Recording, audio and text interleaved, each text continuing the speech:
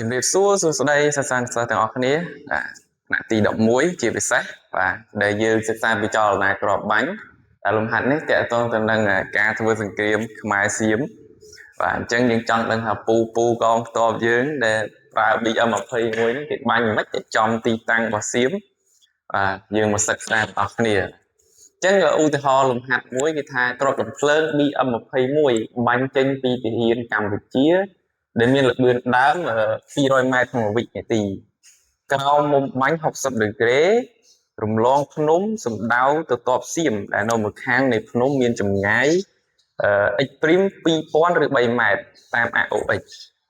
បាទអញ្ចឹងតើគ្រាប់កាំភ្លើងធ្លាក់ចំ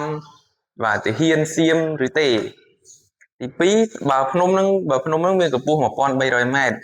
នេះគេឧទាហរណ៍ទេណាតើគ្រាប់ហោះផុតកម្ពស់ភ្នំបានប្រមាណម៉ែត្រអញ្ចឹងមុននឹងបាញ់គឺគេគិតដែរតើគ្រាប់នឹងធ្លាក់ទៅណាបើយើងអត់ដឹងថាគ្រាប់ធ្លាក់ទៅណាទេចេះតែបាញ់ទៅពីខាតគ្រាប់មួយគ្រាប់រាប់ពាន់មានលុយណាទិញណាអញ្ចឹងយើងក៏លេខមើលសំណួរទី1តើគ្រាប់កាំភ្លើងធ្លាក់ចំទាហានសៀមឬអត់អញ្ចឹងដើម្បីថាវាធ្លាក់ចំឬអត់យើងត្រូវដឹងសិនថាតើគ្រាប់ដែលយើងធ្លាក់ចំតាណាហើយទាហានសៀមនៅទីតាំងណាបាទអញ្ចឹងដើម្បីគណនាចម្ងាយគ្រាប់របស់យើងដែលវាត្រូវធ្លាក់ហ្នឹងគឺយើងត្រូវប្រើប្រព័ន្ធនេះទី1យើងត្រូវរកចម្ងាយបាទតាមប្រព័ន្ធ x ស្មើនឹង v0 ការ៉េ sin ពីតេតាលើ z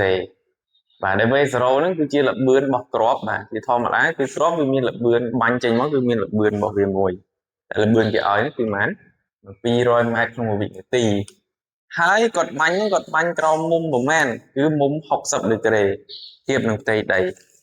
បាទអញ្ចឹងនេះមុំ60ដឺក្រេហើយមួយទៀត z នេះគឺជាសន្ទុះទំនាញដីបាទដែលយើងកំណត់យក10ម៉ែត្រក្នុងវិការ៉េទៅស្រួលគិតអញ្ចឹងយើងអាចទាញបានបាទ x នេះយើងទាញបានមកជួស v0 ចូល200ការ៉េគុណនឹង sin 2គុណ theta 60ដឺក្រេចែក10អញ្ចឹង sin 160 2គុណ60នេះវា120អញ្ចឹងវាចេញមកវារើស3លើ2អញ្ចឹងយើងគុណទៅចែកបាន2000ឬ3ម៉ែត្រអញ្ចឹងយើងឃើញចម្ងាយដែលយើងបាញ់ហ្នឹងគឺវាធ្លាក់នៅទីតាំងមួយដែលចម្ងាយហ្នឹងគឺ2000ឬ3ម៉ែត្រយើងរកឃើញប៉ុណ្ណឹងអានេះគឺជាចម្ងាយដែលយើងបានបាញ់ដល់ប៉ុន្តែសិតថាតើចម្ងាយពីសៀមមកយើងនេះប្រហែលគឺគេឲ្យមក2000ឬ3ម៉ែត្រដែរអញ្ចឹងឃើញថាចម្ងាយពីសៀមមកយើងហើយនឹងចម្ងាយដែលយើងបាញ់គឺស្មើគ្នាអញ្ចឹងបើស្មើគ្នាគ្រាប់ហ្នឹងប្រកាសជាចំសៀមហើយចំសៀមប៉ាច់ហើយអញ្ចឹងបើធ្លាក់ចំហើយបើមិនស្លាប់ក៏វិការដែរព្រោះត្រូវហើយ BM21 មិនមែន40គ្រាប់ហ៎អូតិចដីបាត់ប៉ុណ្ណឹងទី2គេថាបើភ្នំមានកម្ពស់1300ម៉ែត្រតើគ្រាប់នឹងហោះផុតឬអត់អញ្ចឹង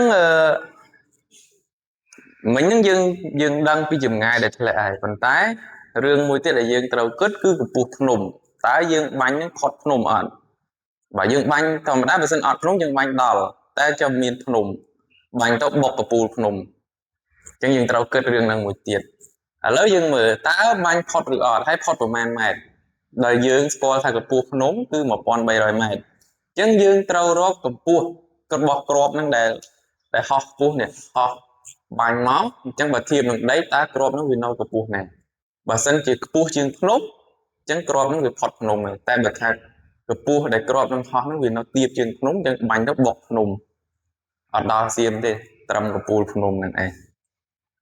ហើយអញ្ចឹងរូបមន្តដែលយើងប្រើបាទ h ស្មើ v0 ការ៉េ sin theta លើ 2c អញ្ចឹងយើង v0 យើងដែលទេគ្រាប់របស់យើងមិញហ្នឹង200ម៉ែត្រក្នុងវិហើយមុំ60ដឺក្រេហើយសន្ទុះដូចគ្នាអញ្ចឹងបើយើងគិតទៅវា1500ម៉ែត្រមានន័យថាគ្រាប់ហ្នឹងហោះនៅកម្ពស់នេះទីតាំងដែលខ្ពស់បំផុតធៀបនឹងដី1500ម៉ែត្រ